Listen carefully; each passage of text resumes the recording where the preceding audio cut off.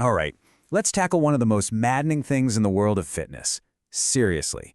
You're doing everything right. You're eating well, you know for a fact you're in a calorie deficit, and yet, the number on the scale is actually going up. It feels like it breaks the laws of physics, but I promise you, there's a clear, scientific reason for it. So, let's get into it.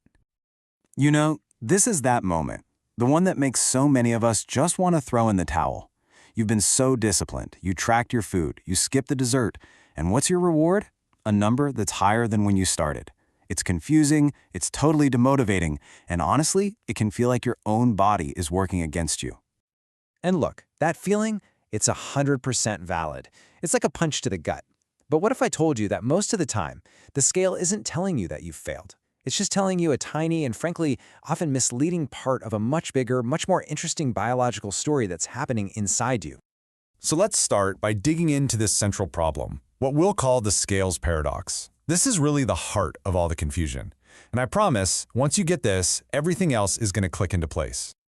The math seems so simple, right? A calorie deficit just means you're using more energy than you're taking in. That should force your body to dip into its backup fuel tank, stored body fat. So logically, your weight has to go down. When it goes up instead, it feels impossible. But here's the secret. The scale isn't just measuring fat, not even close. To really wrap our heads around this, we first need to look at a super famous rule of thumb that's often treated like it's an unbreakable law of science. And this is where a lot of the frustration actually begins. I'm sure you've heard this one before. You create a 500-calorie deficit every day for a week, that's 3,500 calories, and boom, you should lose exactly 1 pound of fat. It's such a neat, tidy little formula. The only problem is, our bodies are anything but neat and tidy. It's a fantastic guideline to get you started, but it is definitely not gospel. So why does the rule bend? Well, for a few big reasons. First, body fat isn't just pure energy. It's actual tissue that holds onto water and other stuff. But more importantly, your body is smart. It's a survival machine. As you lose weight, your metabolism actually adapts and can slow down a bit. It gets more efficient, which means that 500-calorie deficit you started with might not be a 500-calorie deficit a month later, even if you're doing the exact same things. Okay, and this right here brings us to the biggest aha moment of this whole thing. When you step on that scale in the morning, what are you actually weighing? The answer is, well, everything.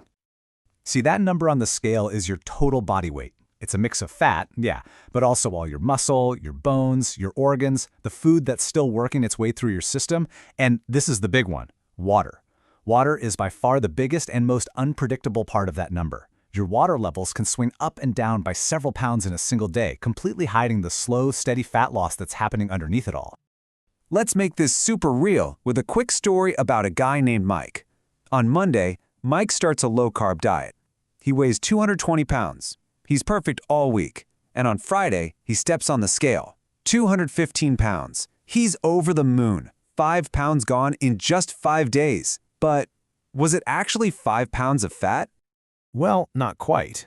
See, when Mike cut carbs, his body started burning through its emergency carb stash, which is called glycogen. And here's the science magic. For every single gram of glycogen your body stores, it holds on to about 3 grams of water right along with it. So when Mike burned through all that glycogen, his body released a ton of water weight.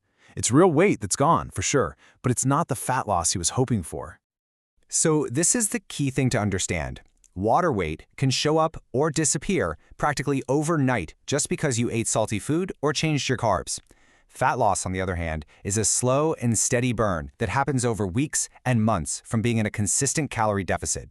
One is super temporary and all over the place. The other is the real lasting change we're actually working for.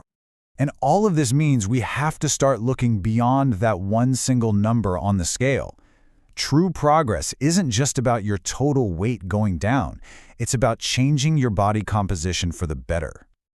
Now, of course, a pound is a pound. A pound of muscle weighs exactly the same as a pound of fat. The huge difference is density. Think of it like a pound of compact, dense rock versus a pound of fluffy feathers. The rock takes up way less space, right? Well, that's muscle. It's much denser than fat, which is why you can be losing inches off your waist while the scale barely even budges. Okay, so now let's meet Jennifer. She starts a great new strength training program, and she's also in a calorie deficit. Over the course of a month, she does an amazing job. She successfully burns off 2 pounds of fat, but because she's lifting weights, Her body also built 1 pound of new, lean, dense muscle. So what did the scale tell her after all that hard work? It showed a change of only -1 pound. I mean, on paper, that looks so slow, so disappointing. But in reality, she accomplished something incredible. She got stronger, leaner, and healthier. The scale completely, utterly failed to tell her the real story of her success. All right, let's zoom out for a second and look at a couple of other really cool biological things that happen over the long haul that can cause even more chaos with the scale. Have you ever had this happen? You were doing everything perfectly for weeks. The scale does not move, it might even go up a tick, and then one morning you wake up and you're magically 3 pounds lighter. That's a real thing. It's often called the whoosh effect. Basically, as your fat cells empty out their fat, they can sometimes temporarily fill up with water, almost like they're holding their place. Then, all of a sudden, whoosh, they let go of the water, and you see this sudden drop on the scale that reveals the fat loss that was happening all along. And there are so many other hidden things at play. A stressful week at work or a few nights of bad sleep can spike a hormone called cortisol, which makes you hold on to water.